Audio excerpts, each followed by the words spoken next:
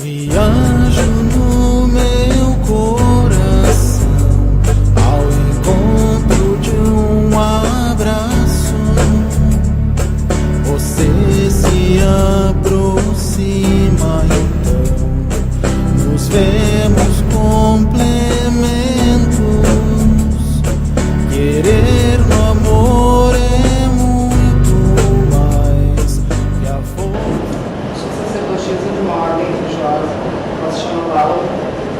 Nós trabalhamos com reconstrucionismo célula. Então estaria mais ou menos classificado naquilo que a gente disse paganismo. Vocês se consideram pagãos nesse sentido? Também conceito de Sim, até paganismo? porque o pagão ele é um termo usado pelos cristãos. Quem não é cristão é pagão.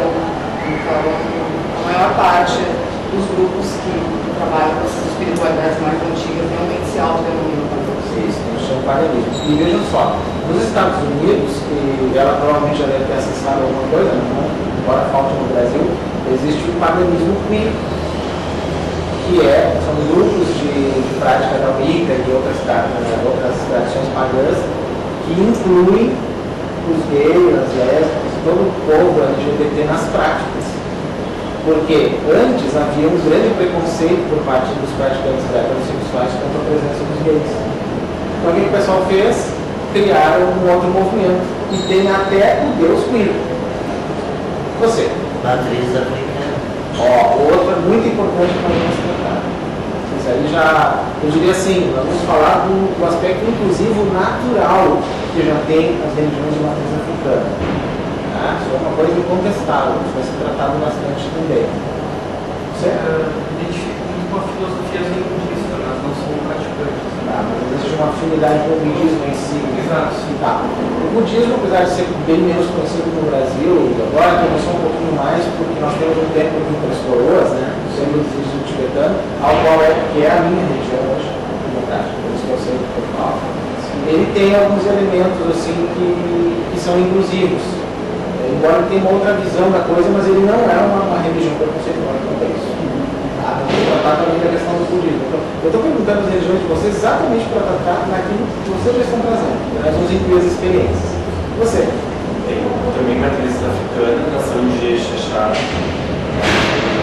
Tá, já temos dois para contribuir com experiências. Certo? Ateu. Ateu. É importante ter o ateu também. A visão do ateu sobre o assunto. Ótimo.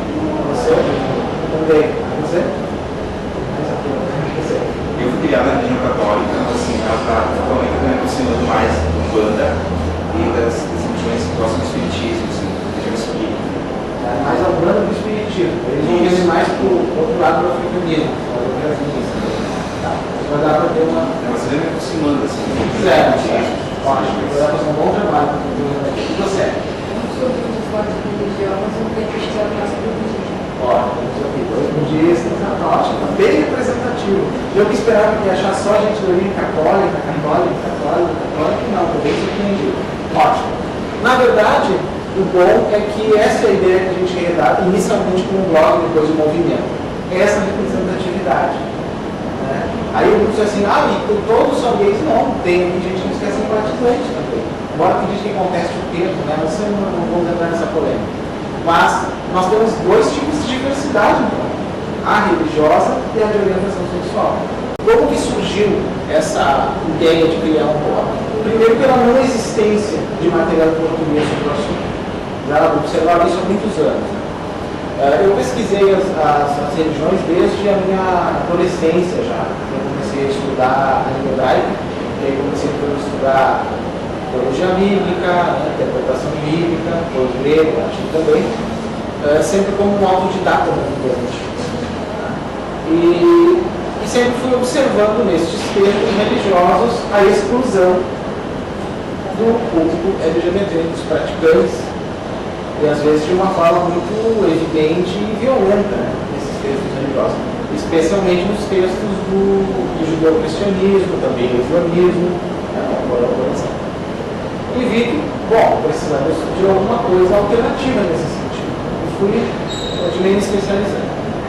Quando eu observei, então, que não havia no Brasil isso, comecei a pensar na ideia. Com o tempo, no Brasil entraram algumas igrejas, como a Igreja Metropolitana, por exemplo, que são inclusivas. Elas nasceram fora do Brasil há 20, 30 anos atrás, né? E são igrejas que aceitam a presença do povo, do público LGBT sem preconceito. Eles, para começar, eles não consideram que o gay seja um pecador. Eles consideram que é uma alternativa da natureza e não cabe a eles fazer qualquer outro tipo de julgamento nesse sentido. Então, eles são incluídos naturalmente na prática. Tanto que eles celebram casamento de pessoas do mesmo sexo, não tem problema. Então é muito interessante que chegou no Brasil e aí começou a se criar o conceito de teologia inclusiva. Mas tem daí, eu pensei, bom, mas as outras religiões que não são necessariamente ligadas ao cristianismo, a matriz teísta, né, convencional, ficam prejudicadas. Como é que ficam as religiões de matriz africana, por exemplo? Né? Ou o budismo, né? Ou os pagãos, como é que fica? Eu diria hoje no Brasil que 3 grupos religiosos são muito inclusivos hoje. E cada um tem algumas particularidades. O que eu considero absolutamente inclusivo pela sua própria natureza, sua própria filosofia, sua própria prática, são as religiões de matriz africana. Tá? Em especial o que eu chamaria, assim, entre aspas, de os candomblés, porque em cada lugar mudou de nome, né? Aqui no Rio Grande do Sul, por exemplo, se chama Batuta, Nação, lá tem o candomblé, tem outras coisas no resto do Brasil, né? Mas essas práticas, em geral, elas já são naturalmente inclusivas. E por isso se explica, eu diria, a grande quantidade de membros LGBT nas religiões de matriz africana. Porque se sentem ali realmente incluídos, porque é uma religião viva, é uma religião de alegria, né? Uma religião de congregação de todos, é natural, ela já é naturalmente inclusiva. Os cultos de natureza pagã, eu também notei que chama bastante esse pessoal, aí eu não consegui identificar ainda se ele é naturalmente inclusivo ou as pessoas que talvez então queriam uma outra prática religiosa, que são do povo LGBT, se reuniram nisso, e muitos Coven, por exemplo, tem uma grande quantidade de gays. Daí, quando tem uma grande quantidade, os que entram ficam se adequando a isso. Muito provavelmente é o que acontece, né? Não sei se eu percebi direito. Ele é naturalmente inclusivo, porque em muitas partes de mitologias há estruturas diferentes, principalmente o Wicca abrange muita coisa, muitos tipos de mitologia. Existem muitas mitologias onde os contos existem personagens, tanto masculinos quanto femininos. E o budismo, que é a religião, ele tem também tido uma grande quantidade de pessoas que são da comunidade LGBT nas práticas. Muito. Eu acho que daí vem também um pouco de gosto de cada um, né? Porque são 3 práticas, eu acredito, bastante distintas. Na verdade, o budismo, a matriz africana e os cultos pagãos em geral têm algumas semelhanças grandes entre si, né? Então é uma questão, eu diria, mais de afinidade mesmo.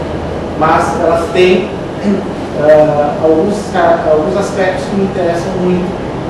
Essas 3 religiões, o paganismo em geral, vamos pegar o grupo todo, as religiões de matriz africana em geral e o budismo, eles têm um conceito em comum que eu interpreto como sendo um fator positivo para que muitos gays, por exemplo, prefiram. Elas não têm a noção de pecado. Não há noção de pecado no africanismo. Não há, né, acredito, pelo que eu já li também, não há noção de pecado no paganismo como um todo, e no budismo não há mesmo. Não há noção de pecado. No budismo, por exemplo, a única coisa que existe é, quando se faz uma ação, a gente só precisa ter o nosso próprio discernimento e observar se aquela ação vai trazer prejuízo a uma outra pessoa, a um outro ser, ou não. É esse tipo de avaliação, que nem sempre é tão simples, né, de se fazer, que deve ser feita. Não é baseada num texto proibitivo ou impositivo. Eu acho que no caso dos cultos africanistas também existe esse elemento, né? Esse elemento que muitas vezes também é dado pelas orientações das entidades também, né? Mas não existe uma coisa específica de pecado como nós temos no cristianismo. Eu estou perguntando se as pessoas que conhecem, me corrigem se eu estiver errado. Quiserem falar um pouco sobre esse aspecto da religião dessas coisas? Não necessariamente o pecado, a palavra pecado é como seria algo assim mais uma palavra cristã, né? Exatamente. Ela surgiu mais, nem foi para o cristianismo, foi para o judaísmo. Exatamente. O africanismo, na matriz africana não existe o pecado e nem o preconceito em si, porque pro orixá em si, tudo é perdoável, tudo é renovável, tudo se transforma. Isso é muito interessante. Qualquer coisa que existe dentro das religiões africanas que a gente vê, percebe desde a Umbanda, do Candomblé, do Jejo, né, dos lados do Jejo, além do retorno, que é uma expressão muito usada para designar que se for determinada ação desfavorável ao irmão, né, isso pode ter ações negativas, né, para toda a vivência. Ela estaria mais conectada com o conceito do karma, né? O retorno das suas Não sei ações. se é o momento de comentar agora, mas assim, eu me criei, nasci e criado na religião católica. Meus pais são católicos, mas eu digo, nós somos um tipo de católico que, eu digo, é um católico bem brasileiro, né?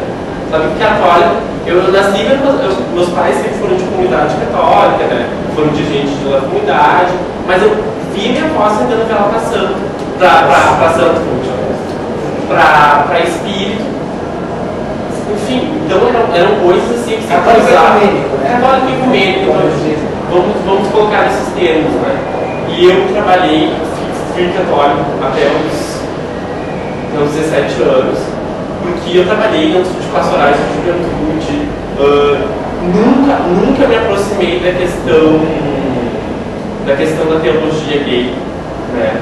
Que é o que existe nos Estados Unidos, enfim, que o religion, né? Que no Rio Grande do Sul até tem alguns seguidores, enfim, nunca me aproximei, sempre tive a questão mesmo do seguimento de Jesus como um grande libertador, né? Enfim, sempre trabalhei com a questão das pastorais sociais, pastorais da juventude, né? Dedicando a minha vida ao trabalho, né? Com as classes fluídas. E aí assim, ó, eu nunca também dei importância na minha vida para a questão da afetividade. Isso que eu milito até hoje, né? No PA agora, mas eu estava dando a minha cabecinha e nunca, em nenhum momento foi trabalhado isso, sabe? E aí chegou uma hora que estourou assim, ó, bom aí, né? Foi a gota d'água e aonde que eu assim, hoje eu posso vir aqui falar, hoje eu sou quem eu sou, eu devo toda a minha vida à religião. Sabe de quê?